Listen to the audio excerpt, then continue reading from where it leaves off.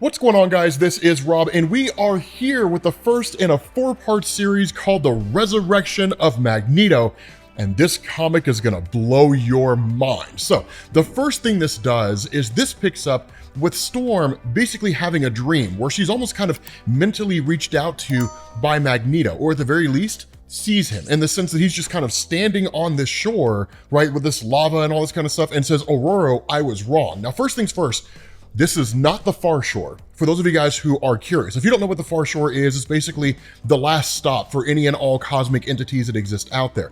That is not the role of Magneto here. Instead, Magneto has basically perished, right? He's dead. Now, for those of you guys who aren't familiar with that, he died during Judgment Day in probably one of the most dope moments ever in the history of the comics, where his heart gets ripped out and he's just using his control over electromagnetism to like keep the blood pumping through his body. He lasts just long enough to continue the fight and then dies. It was amazing, right? Judgment Day, it is in the X-Men playlist. Make sure you guys check that out at the end of the video. The Avengers versus the X-Men versus the Eternals. The Eternals get wrecked, by the way, which makes sense because they suck. So here's the thing, right? Storm, in realizing that Magneto is reaching out to her, is in effect in some capacity saying that he's not necessarily alive, but he can be retrieved. And the reason why this is so important is that in Marvel Comics, death is not an absolute, right? And a lot of people kind of know this, right? You know, like characters come back from the dead all the time. True, right? But like when you actually get into the nitty gritty of it, you can travel to the afterlife, retrieve the soul of a person, and bring them back. It's been done before. So it's not an uncommon thing to take place. Well, it is kind of uncommon for it to play out that way, but the fact is that it can be done. The reality here is precious few people actually know how to do this. Doctor Strange is dealing with everything going on in gods right now, right? Like the return of Oblivion, the Skinner boxes, which is ridiculously amazing concept, right? Like there's a whole bunch of stuff going on. There's precious few people she can reach out to, but there's one individual in the entirety of the Marvel Universe that had previously given her the ability to transition from one dimension to another. And that person, ladies and gentlemen, is Adam Brashear. So she leaves and she goes to visit the Blue Marvel. Now, I told you guys there was no direct indication that Enigma, as he was presented in Defenders Beyond, and like the Dominion that we see in the X-Men comics, that they're connected. But all of it seems like it is, because the writer of this comic, Al Ewing, and Kieran Gillen, the guy who's working on the X-Men comics right now, they work close at hand. So when Storm shows up here, you immediately have Adam Brashear talking to Taya, the mother of Galactus from a previous universe. There's a whole story behind it. We can cover it if you're interested. But basically, they're talking about the nature of Enigma, the being they encountered that was originally introduced in Defenders Beyond as being more powerful than the one above all. It's all tied together, right? The fact that it's all kind of crossing over here shows it's the exact same being. They're hunting for the same person. They just don't realize they're hunting for the same person, right? The X-Men and the Defenders. Now, of course, Taya immediately freaks out because she thinks that Storm's here to attack her, and Adam Brashear's like, no, it's cool. She's a friend. It's all copacetic. And so what Storm does is she explains everything going on to Adam Brashear, that Magneto had previously died, that she's looking to bring Magneto back because his power is necessary, but his role is necessary. Let me tell you something, man. Magneto in recent years, I love Magneto during House and Powers of X, don't get me wrong. His time during X-Men, it's been dope. And there's been some amazing, like just amazing moments, right? When he tells those people during House of X, you have new gods now. I mean, just stuff like that, right? There's been some dope moments with Magneto in recent years. But old school Magneto from like back in the 80s, man, that guy would do whatever it took. There was an alternate reality story where he eradicated all life on Earth with an EMP because it was the only way to win. I mean, dude, this guy, Magneto, man, let me tell you something. I can't wait. I'm sorry, I'm so excited, people. But it is an exciting time in the X-Men comics. I can't wait for Magneto to come back. Dude, I'm so hyped. So what ends up happening is that a kind of portal's created. Right now, the nature of this portal is that it's going to send Storm down the same path that Magneto went. In effect, she's going to basically transition to the afterlife. But what ends up happening here is she jumps through the portal before the readings can be verified by Adam Brashear. Now, a lot of this is just tied into the fact that Storm's like, I'm not waiting, right? And she just kind of leaps in. Adam Brashear, being a scientist, right, being as powerful as he is, he's all about readings, right? All about making sure that everything's balanced and that kind of stuff. And she even kind of says, like, I'm standing at the edge of a rooftop. Below me is a vast ocean. I have been here before. There is no safety. only the leap, right? She just leaps into the portal, right? Just doesn't even ask any questions, just jumps straight in. And when she gets through, she arrives at a way station, right? Basically the waiting room, as it's effectively called. And what you have here are these paths that are basically represented by cosmic entities, the Living Tribunal and Mistress Death and so on and so forth. The wheel, right, as it was established and introduced in Jonathan Hickman's Avengers and New Avengers run, but waiting for her specifically is Tarn the Uncaring. Now, here's the thing, right? Tarn the Uncaring, for those of you guys who never saw our videos on the Sword event, right? Tarn the Uncaring, which that's also in the X-Men. You guys really need to check out the X-Men playlist if you have not done it yet, because so much amazing stuff happens. Tarn the Uncaring is a mutant that has the ability to control DNA. The long and short of this is he can shut your powers off, he can turn your powers back on, he can give you new powers, he can change your powers, he can do all kinds of stuff, right? Like this guy, Magneto killed him by crushing his head. It was amazing. Like it was like this fight that happened so fast. Magneto took his helmet off and like put it on Tarn's head and then crushed the helmet with his powers. And Tarn died so fast. He died faster than Black Bolt would if he fought anybody meaningful, if you can even believe that, right? Because Black Bolt sucks. He would die almost immediately against anyone who matters. But the thing about this is that Tarn kind of taunts Storm a little bit, and he even kind of answers her questions to a degree, because this space was created by the Scarlet Witch. That's one of the things to know. She literally created a space outside of all space and time so that whenever mutants specifically, right, mutants only, whenever they die, they would go to this place as a kind of waiting room of sorts. And then they would choose their path, and then they would move on to whatever that path happened to be. Now, it was a little mysterious, right? Like, do they choose their path, or is their path chosen for them? And there were a lot of questions that were introduced that were just never fully fleshed out. But the fact remained, Tarn just kind of taunts her a little bit and is like, Magneto chose one of these paths. Which one do you think it is? But it doesn't matter, because like, I'm going to attack you now and destroy you. But when Storm asked the question, like, where are all the mutants who died? He's like, I mean, do you think they would just be crowded in this place? You think they would just hang out waiting for you to show up to rescue them from this fate, right? Like, no, like they moved on and they went and did their own thing. Some of those mutants you will see again, and some of them you will never see again, right? Because they're just done and gone and out of the picture. But Tarn, of course, lashes out with the intention of destroying Storm, because when he asks her, what are you looking for? Her response is, I'm looking to resurrect Magneto, which pisses him off to no end, because Magneto was the guy who killed him. And so, of course, he kind of attacks her for a little bit. But the bigger point of this, right, it's not really the fight between Storm and Tarn the Uncaring, because it is cool to see, and just like we would expect, Storm absolutely dominates this guy.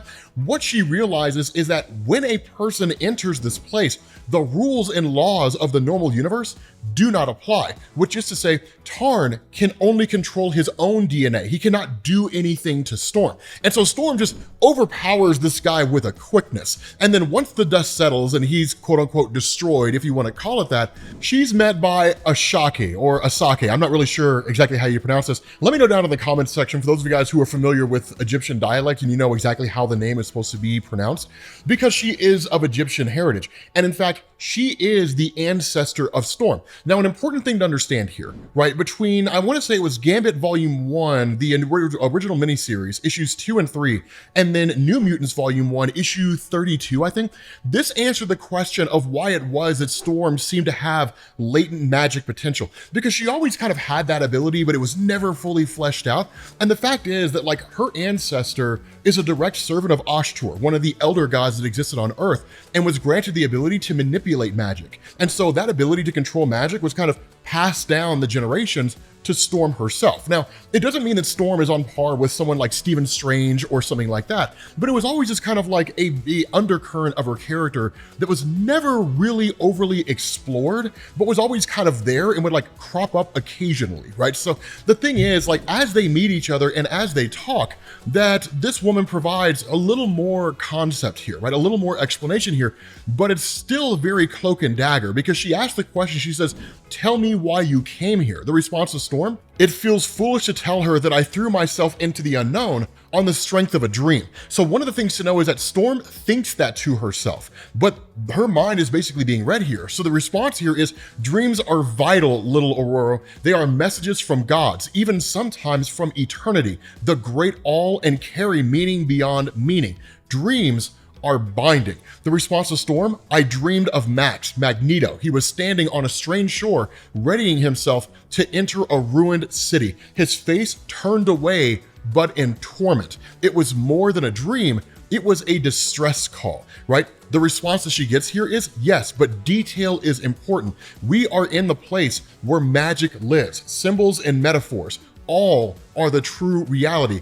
Anything you can recall may point that way, i.e., that could be any number of locations, right? We need more detail so we know where he went to, right? Like it's like saying, I had a dream of a guy who was standing on a beach. Okay, cool. Well, on this beach, right, as you look around, did you happen to see like a sign that said Venice Beach? Because now we know what beach he's at, so we can just go there, right? That's basically what this is, because again, there's multiple paths to choose here. And so Storm simply says his helmet was at his feet and there was more than one. 5 helmets. I don't know why there were 5. The response, 5 is the number of magic, but it has other associations. The 5th sphere is the sphere of judgment, or no mercy is found there. I must ask, was this man truly your friend? And Storm kind of has a bit of a recollection, right? She looks back on like a lot of the old stories when it came to Magneto and different things along those lines where they were enemies. Something really important to point out here, specifically to the history of Magneto,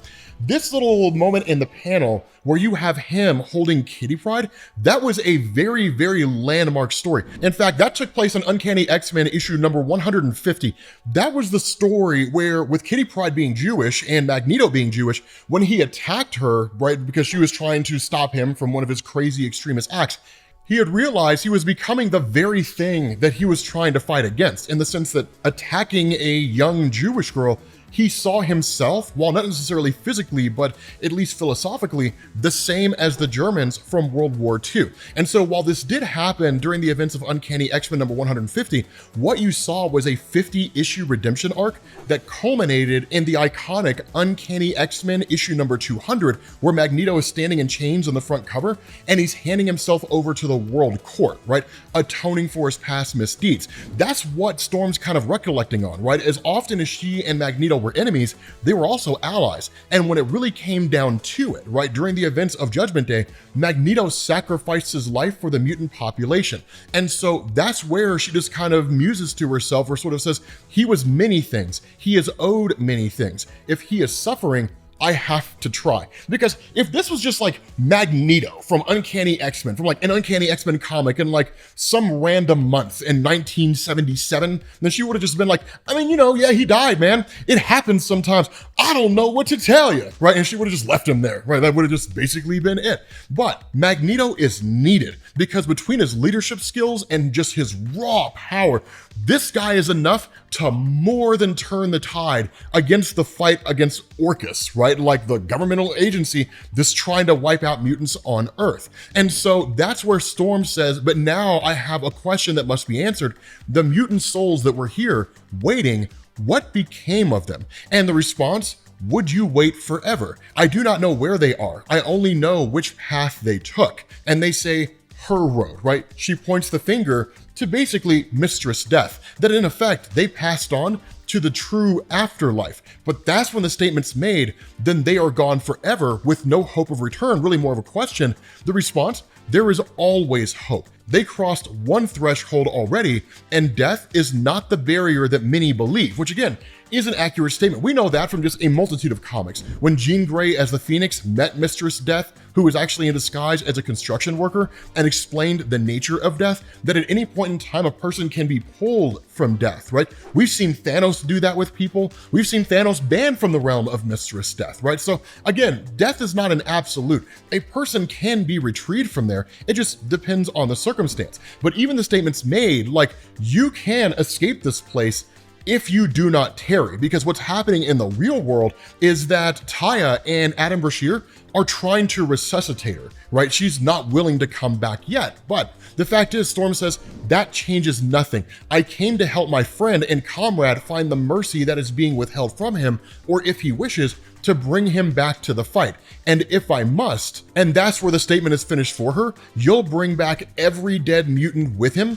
Oh, Aurora, there are forces to which even a goddess must bow, specifically addressing the force of the living tribunal. Now, as far as how the living tribunal is involved with the passing on of the mutant population, we don't necessarily have an answer to that question, but it could be that the living tribunal simply decrees, you have passed on from the living world. There is no coming back for you. And there's nothing Storm could do to bring them back, right? It would be just a barrier that she can't cross with no conceivable way of bringing them back into the real world. And so that's where a kind of recollection comes from Asake, I guess we're gonna call her that. I don't know exactly how you pronounce her name, but she simply says, like, what you're dealing with here is a greater conflict on a greater scale. For Storm, she's thinking about Orcus because Storm doesn't realize the bigger picture. She's not focusing, she doesn't know about like Enigma or the Dominion and all that kind of stuff. She's casually aware of it, but she doesn't understand how deep it goes. But that's the point that Asake is making here, is like, there's a much bigger conflict at play, a much grander conflict at play.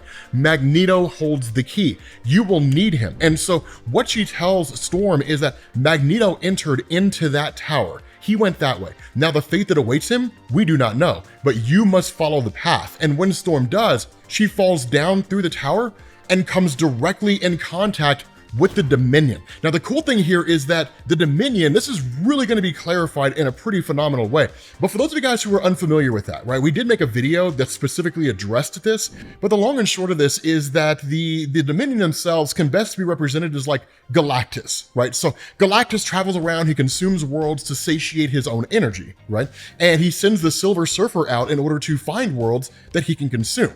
Now, with that example in mind, the Dominion are the result of any kind of artificial technological advancement reaching an apex, which is to say, it just crosses a threshold, right? It just learns so much information that it then transcends beyond the universe itself and travels into a space beyond the universe. But there is always a desire to learn knowledge. And so what the Dominions do is they send out emissaries. That's the Phalanx. So the Phalanx kind of play the role of Silver Surfer in this example. The Phalanx travel through a universe looking for worlds that have reached a level of technological advancement that's basically worth the time of a Dominion. And when that happens, those worlds will be brought into the fold, quote unquote, by the Phalanx and will be handed over to the Dominion, which will absorb all that knowledge and then become more powerful. Now, the cool thing here is the Dominions literally say, greeting, acknowledgement, warning. Now, the reason why you see it written this way, this has been a thing ever since Jonathan Hickman's Fantastic Four and the way the Celestials from the alternate reality communicated. It's a method of communication that's established by beings that are trying to communicate with humans, but are not humans, usually technologically advanced in some capacity. So just something to be aware of here. But they say, from matter is energy made, from life is information made. Life ends, information is forever. We are forever, outside ever, beyond ever. We are Dominion, you are linear, we are not. You are single-minded, morsel, atom, communion error, not big enough. More information density required for resource growth into consumable. So, ask. The whole thing behind this is that what's happening is they think Storm just doesn't really have enough information to matter to them, right? Like, it'd be like Galactus consuming Pluto as opposed to consuming like Earth, right? I mean, it might tide him over, but it's not enough to really satisfy him. And so that's why they tell her, ask questions, because depending on the kind of questions she asks, they'll gain a better understanding of how much knowledge she has.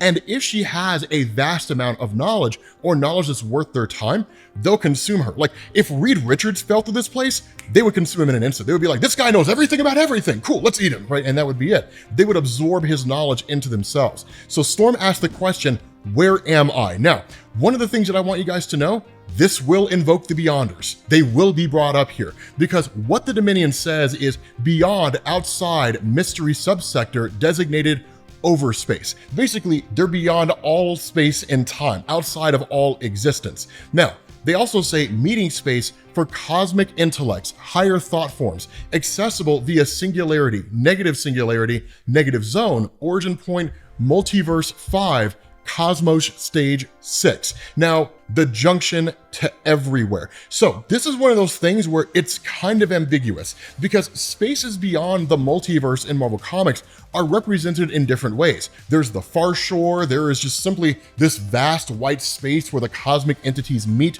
specifically where they met during the events of Infinity War, after Infinity Gauntlet was over, when Adam Warlock had the Infinity Gauntlet and was put on trial by the cosmic entities before the Living Tribunal. It's all those kinds of things, right? All those different spaces. but different writers will depict it in different ways. If I were a betting man, I would argue this is beyond the far shore, right? This is just way, way out there in a space that just hasn't truly been explored before. And so Storm muses to herself and she asks, Dominion, Adam mentioned one of those. Are there others like you? The response, this is where the Beyonders get invoked, but this is also where Enigma comes into play, right? They say various exist, work, consume, grow as dominions exist, work, consume, and grow. Basically, there are a multitude of us all doing the exact same thing. One threatens infinite power, human level thought, threat potential, infinite, threat duration, forever. Omegas, Beyonders, are afraid. They are linear, we are not. Containment attempted, multiversal reboot attempted, not enough. So in effect, what these guys are saying here, because they are referencing Secret Wars from 2015, if you haven't picked up on that already, right? The difference between any of the Dominions that are out there and Enigma, or the Enigma Dominion represented in the X-Men comics, is that these Enigma are just the result of artificial intelligence, right? But artificial intelligence, at least in its current form, does not think the way a human does, right? Human thought potential is limitless. And so Enigma, unlike these, thinks like a human. It's like if a human had gained or had blended itself with technology and then achieved a vast level of power. It's beyond anything out there. And that's why they say the Enigma threatens everything. It threatens all known cosmic entities. In a lot of ways, depending on how you want to look at it, you could see the Enigma as even being like Marvel writers or Marvel editors, not in the sense that they threaten everything, but the amount of power they have over everything. They can just edit whatever they want to, change whatever they want to, and it becomes absolute. Specifically, and this is something that we already knew about from Defenders Beyond, that the Enigma Dominion being out there had been known for quite some time. We had only just realized it, that the real motivation behind the Beyonders initiating Secret Wars, as much as I don't like the change in motivation, is that they were looking for a way to basically blink out the multiverse in order to give the Enigma no reason to come here. And then in turn, they could bring it back once the Dominion had basically just moved on, right? And so it would be unaware that the multiverse had returned, and it would just kind of go and do its thing, and that would basically be it. Such as it was, the superheroes fought for the return of the multiverse, not truly understanding the motivation of the Beyonders, which makes sense because they never explained themselves, right? They were just like, we are from beyond and we're just gonna wipe everything out. And Dr. Doom's like, no, you're not either. He unleashes the Molecule Men and the Molecule Men blow up and destroy all the Beyonders. And then Dr. Doom basically seizes their power, and then you get Secret Wars 2015. So it's one of those things where because of that, right, like a lot of this is kind of mysterious. And even Storm says, I can feel the danger in this place. These intelligences hunger in some eternal way that I cannot fathom. And each new drop of knowledge makes me a sweeter meal. So be it. Ask your third question, Aurora, make your third wish, and pray the genies grant it without asking their price. And so she says, I am seeking the soul of a man, Max Eisenhardt, Magneto. And they say, we know who he is. We are aware of him, right? A rare atom. We looked at him, paired his self to the base strata, cataloged his pain, studied him, then sent him on. Not viable, useful enough information for assimilation, consumption, but information of interest, right? So he didn't know enough for us to absorb him into ourselves, but you do, Storm. So like literally they try to eat her. They try to consume her. Now at that moment, Storm basically attacks them just long enough to effectively make her escape.